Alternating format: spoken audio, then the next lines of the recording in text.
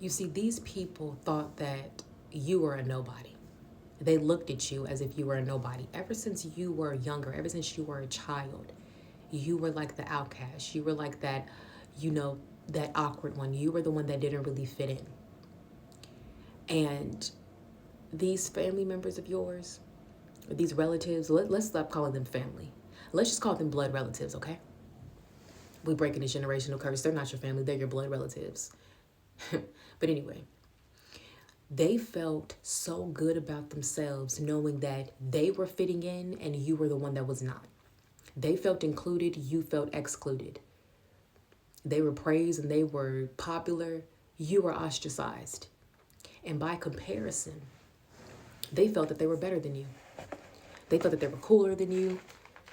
They felt that they were somebody, and they felt that you were a nobody. And they enjoyed that. They enjoyed every single minute of it because while they were popular and while they were always getting all of this attention and everything, that gave them one way for them to stay on that pedestal. And then when people were constantly comparing the two of you together, that made them feel even more better about themselves because they were constantly looking down on you. This person has looked down on you your whole entire life. They tried to play you to the left. They tried to throw you aside and kick you to the curb. They basically tried to say, oh, I don't talk to them. They ain't important. Like literally try to make you feel like an outsider in your own household. And they carried on this narrative for so long and thought that they could just be who they wanted to be and that you were constantly going to just stay at the bottom of the barrel and they were constantly going to be on that pedestal. They didn't do any work on themselves.